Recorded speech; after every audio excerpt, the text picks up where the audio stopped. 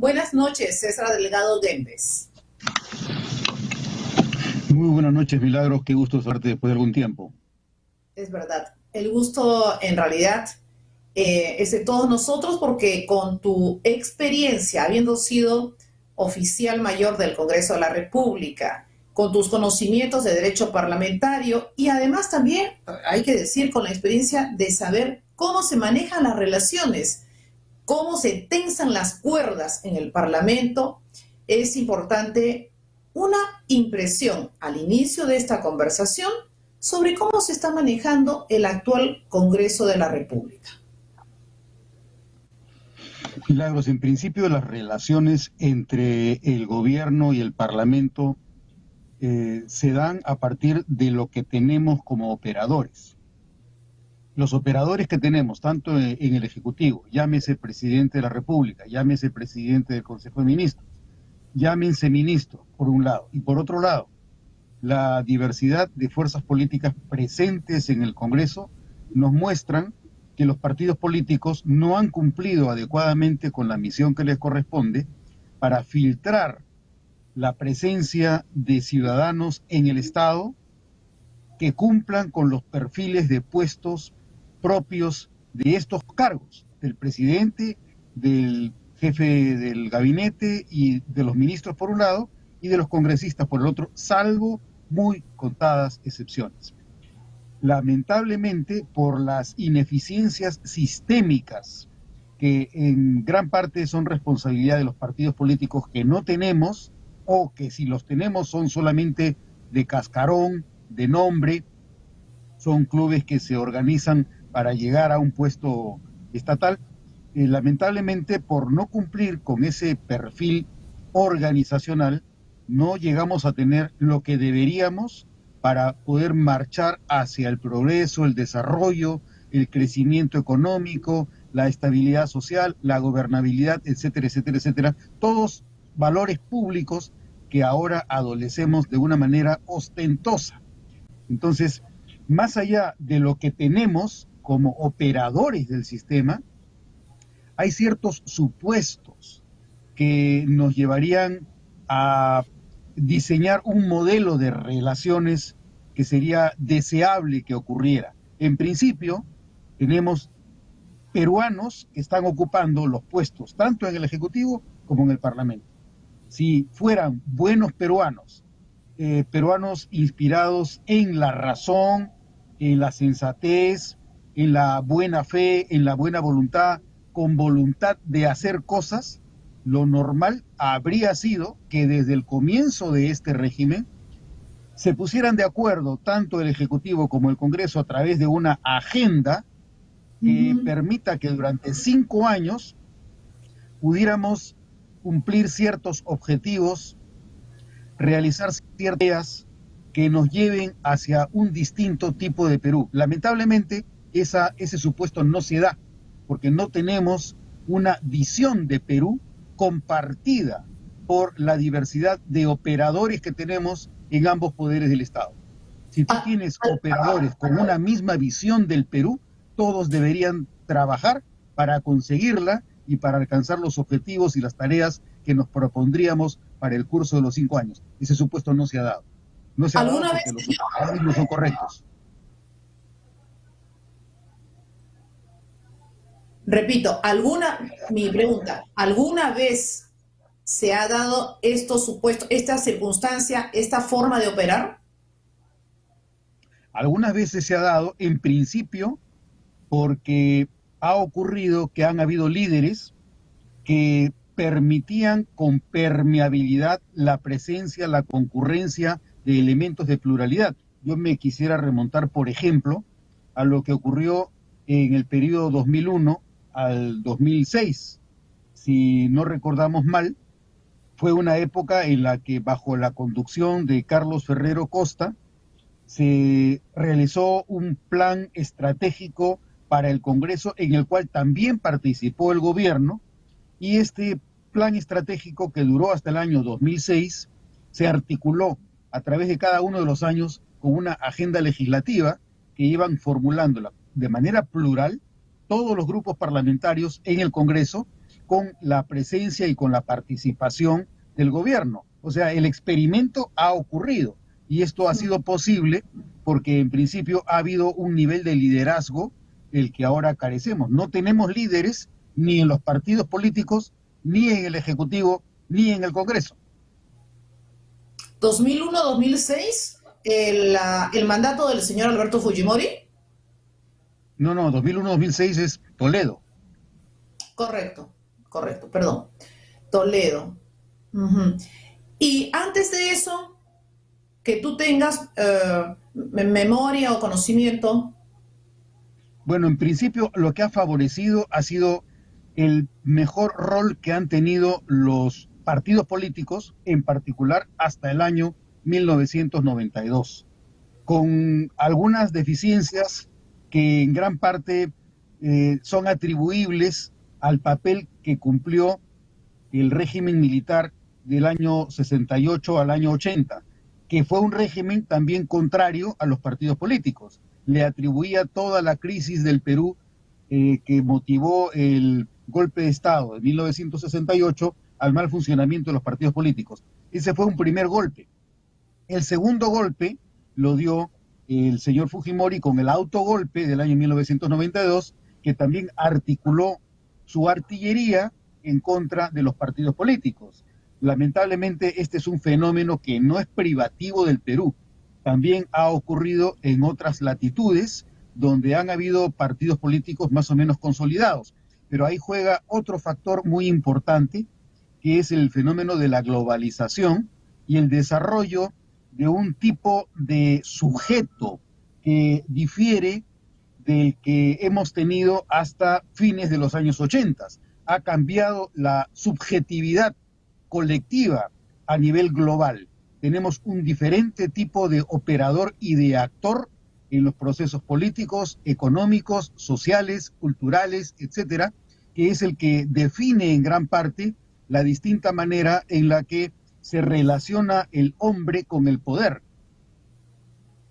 Distintas personas, como tú, César Delgado Dembes, concuerdan, y creo que es notorio, que los partidos políticos son los responsables.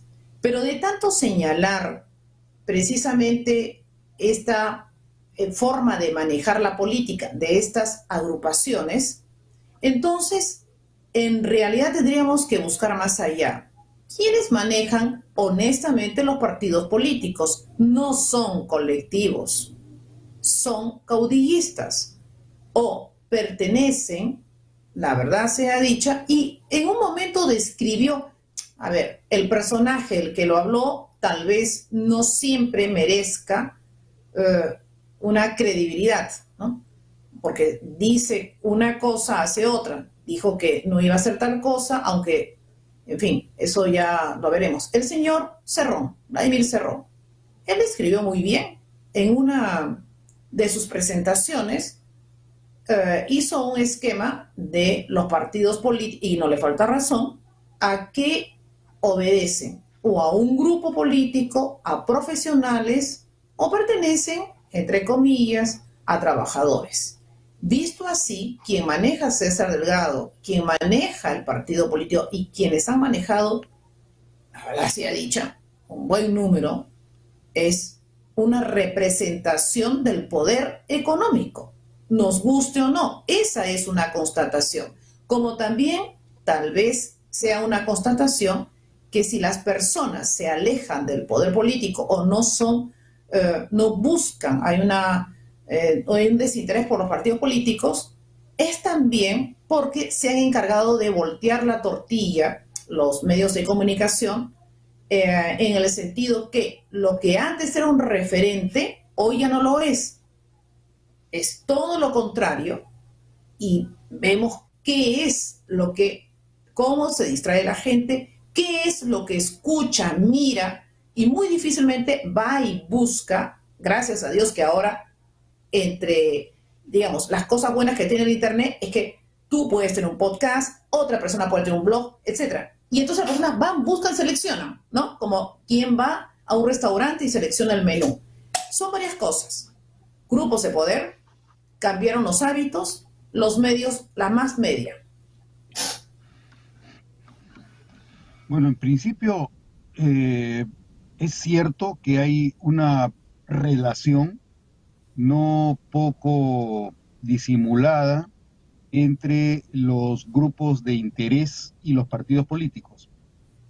Y esto lo que revela es, como mencionaba hace un momento, que estamos ante un diferente tipo de sujeto como protagónico de los procesos políticos. Este tipo de sujeto es un sujeto eh, pragmáticamente motivado por sus intereses particulares, debido a la permanencia omnivalente de los intereses particulares de quienes actúan como líderes de los movimientos, de las organizaciones y de los partidos políticos, es que tenemos resultados en los que, como lo estamos constatando, prevalece la ganancia que puedan tener quienes llegan a puesto estatal. Lamentablemente, esta constatación nos está revelando otro tipo de situación o de característica muy importante. ¿Cuál? No puede haber vida política sin un referente de carácter ético.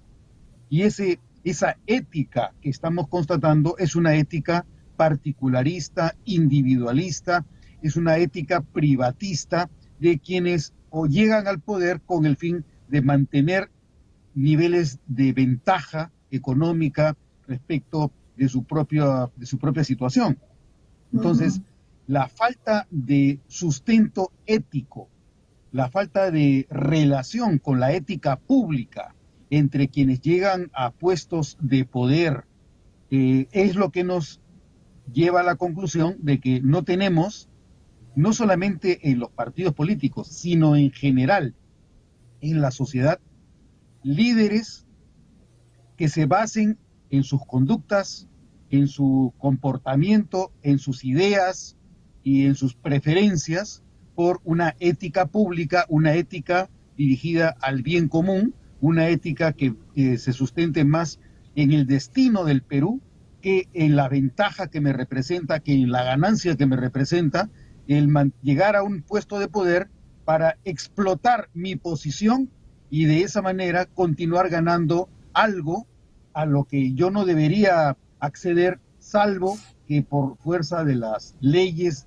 vigentes en el Perú me correspondiera. Entonces es una apropiación de bienes públicos con fines privados. ¿A qué se llama esto? Se llama un sistema de corrupción. Es decir, estamos ante un fenómeno en el que se colectiviza el interés privado de manera tal que los bienes públicos son apropiados para el beneficio de agentes privados. Eso es un acto de corrupción. Uh-huh. Bueno, y que lamentablemente está instaurado, ya sabemos, inclusive desde mucho antes eh, no, ni siquiera mucho antes, prácticamente con la colonia. César, y aterrizando a lo nuestro, al momento actual, desde, desde tu punto de vista, habiendo tenido la experiencia, ¿qué ocurrirá finalmente con sus más y sus menos? Audios, no audios, hablo, no hablo, presento una moción, me agarro de una figura, pretendo, se divide en una bancada, la otra. O sea, en realidad tenemos cada día como si fuera pues un capítulo de suspenso, donde lamentablemente la realidad es que está ocurriendo en nuestro país con algo práctico y que está chocando ya con tema de cosas que tienen que ver de largo plazo, con tareas específicas, tareas públicas, que corresponden a los distintos ministerios, está chocando con los planes de inversión, con planes de desarrollo que se fueron al tacho, que hay personas que no están en capacidad de ejecutarlo, con una remoción de los titulares de las distintas carteras ministeriales, y como si fuera además todo esto poco, ya chocó pues contra la economía, porque esa inestabilidad, ese cambio o digamos esa ceguera, ¿no? Está repercutiendo ya ahora sí literalmente en los agricultores y luego chocará con las mesas populares. ¿Qué cosa sucederá? ¿Tú te atreverías a, la palabra puede ser muy agresiva para ti, vaticinar ¿Este mandatario actual continuará, culminará un mandato? Lamentablemente no me considero yo un vidente como para poder vaticinar nada, no, pero obviamente tenemos ciertas tendencias que nos llevan a percibir que en la coyuntura en la que nos encontramos, es como si estuviéramos presenciando un film noir o un film de suspenso de esos de Alfred Hitchcock. No sabemos qué cosa va a pasar al día siguiente, porque Mm. cada vez aparecen datos que nos llevan a tener una sensación de mayor ahondamiento de la crisis. Tenemos cada vez más conflictos sociales, se anuncian paros, tomas de carreteras, estamos empezando a constatar la subida indetenible de los precios, límites en el abastecimiento alimentario, la inseguridad ciudadana que ronda por todas partes y el gobierno no hace mucho. Entonces, obviamente, la demanda es muy fuerte y es una demanda y una presión colectiva y social. Lamentablemente, esa demanda no se llega a articular apropiadamente entre quienes deben tomar las decisiones que están en el Congreso y en el Poder Ejecutivo. Entonces, todo haría pensar que esto no se puede sostener mucho tiempo, pero habríamos imaginado que lo mismo que estamos constatando hoy, también lo hemos estado constatando prácticamente desde los primeros 4 meses de este periodo constitucional. Cuando ya teníamos 4 meses de gobierno y 4 meses de parlamento, ya veíamos esto. Entonces, como te digo, es el ahondamiento de esta situación de una película de suspenso del tipo de Alfred Hitchcock. No sabemos en qué momento el vértigo nos va a llevar al anonadamiento, a la náusea o al colapso, porque lamentablemente estamos viendo que el país está llegando a un punto que no nos merecíamos y no esperábamos tener. Esa situación es la que nos lleva a asumir desde una perspectiva racional, esto no puede continuar.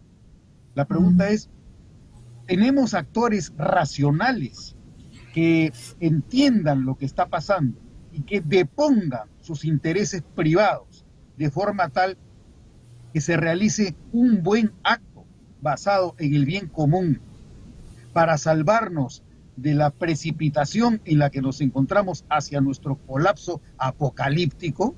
Hay diversidad de asimetrías dentro de esta relación que más parece una relación híbrida en la que se han juntado y han copulado el mal con la clase política. Es como si la clase política comulgara diariamente para ver cómo es que nos generan peor daño al país.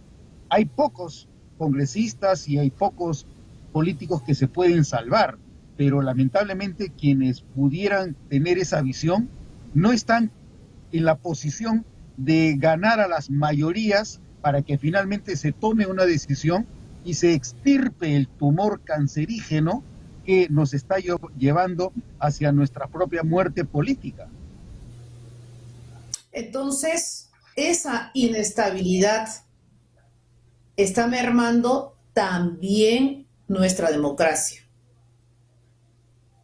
La calidad de nuestra democracia está en estado decrépito, porque si nosotros tuviésemos un régimen auténticamente democrático, parte de los valores democráticos sería asumir que tienen que representar los valores, los principios y los intereses de la comunidad política. En una república, primero está la república y después están los ciudadanos, pero en este caso lo que estamos viendo es que cada quien está calculando cuánto es lo que puedo durar yo para poder evitar peor daño personal y privado dentro de la posición que ocupo dentro del Estado. Entonces, lamentablemente la inestabilidad política está generando deficiencias serias en la calidad de nuestra democracia. Lo que estamos viendo ahora son movimientos de insurgencia, sino qué cosa es esto que nos están comunicando, por ejemplo, la Asociación de Transportistas, que van a convocar próximamente a un paro generalizado de manera indefinida. Eso va a afectar muchísimo más. De la misma manera, también la semana pasada han circulado en las redes sociales movimientos de reservistas que se oponen a la continuación del mandato del presidente de la República. Son fenómenos que no se pueden negar, que no se puede, uno no puede estar enceguecido y decir, no, esto no va a pasar. Es que está pasando, y son reacciones que todavía no llegan a un punto como el que se llegó previamente, por ejemplo, con el señor Toledo en el año 2000, a generar una corriente de opinión homogénea. Seguimos estando divididos al interior del Perú, y hay quienes están de acuerdo y hay quienes expresan su disconformidad con las protestas sociales. Entonces, ¿hasta dónde podemos llegar? Eso es totalmente impredecible, aunque lamentablemente la única conclusión a la que yo podría llegar es que no creo que vayamos a terminar este periodo de 5 años completo. Correcto, ya vaticinaste. Aún se puede caer más. Es posible, porque con la clase política carente de racionalidad con la que nos encontramos, es posible cualquier cosa. Son actos irracionales, son actos viscerales, son actos motivados crematísticamente que no nos llevan a un buen puerto. Correcto. Ojo que dos cosas, ¿no? Ya para finalizar, César Delgado. Una es las elecciones municipales y regionales. Dos, quien elige, de todas maneras, es verdad, solamente entre ciertos personajes es la población.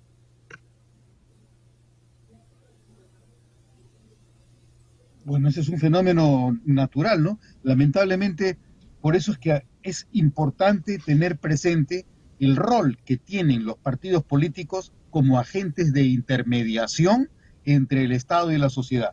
Si nosotros dejáramos que ocurriera lo que está ocurriendo, es decir, que le tomáramos una fotografía a la ciudadanía y a los ciudadanos los transportáramos como una muestra en el Estado, lo que tenemos en el Estado es lo mismo que tenemos en la ciudadanía.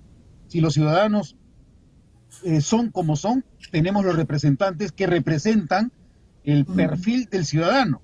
La única manera de filtrar las deficiencias ciudadanas, que son ominosas, la única manera es si es que tenemos líderes en las organizaciones políticas que conduzcan a sus partidos primero y al Estado y al Perú después, de manera que quienes llegan a puestos de poder cumplan con los perfiles de competencias tanto cognitivos, habilidades, como en materia ética y de probidad, que necesita el Perú para evitar que solo la ciudadanía llegue a ocupar puestos sin la capacitación, la formación, el entrenamiento que requiere llegar a un puesto para gestionar el Estado. Lo que estamos constatando son severas deficiencias de competencias en la gestión estatal, que en gran parte se debe a que los partidos políticos no tienen líderes que se den cuenta que no nos pueden proponer cualquier cosa. No basta con que nos propongan a gente capaz de ganar votos. Tú puedes ganar votos, pero ganando votos no consigues con esa mayoría abrumadora, no consigues absolutamente nada en materia de gestión. El número de votos, la cantidad de votos, no te genera calidad en la gestión estatal. Muy bien, César Delgado Dembes, muchas gracias por haber hecho estas precisiones y honestamente espero que sobre todo los jóvenes tomen en cuenta estas palabras porque se trata de la responsabilidad. Tú, yo y un poquito más abajo, finalmente tenemos, digamos, en cierto modo la vida hecha y derecha. Digo en cierto modo porque para empezar el sistema de pensiones... Sí, pues claro, no, y además también porque el sistema nacional de pensiones, el sistema de pensiones, ni el privado ni el Estado. Pero ¿qué va a suceder con los que vienen atrás, nuestro? Esas son generaciones que ya tienen que pensar en su futuro, porque no se trata, bueno, pues la fragilidad del empleo. Bueno, pues ya yo me empleo, ya no importa, yo viejo. Y cuando tengan una edad en la que ya no van a estar insertados en el mercado laboral, qué cosa que las monedas no se hacen en el momento. Muchas gracias, Milagros, César, por eso. perdóname un Sí, segundito que quisiera sí. complementar la idea que tú mencionas. En la Grecia antigua había una gran diferencia entre los distintos tipos de sujetos que hacían la vida política. Unos eran los ciudadanos, otros eran los extranjeros, que no tenían ninguna participación en la vida política. Pero los griegos también distinguían entre los ciudadanos de dos tipos.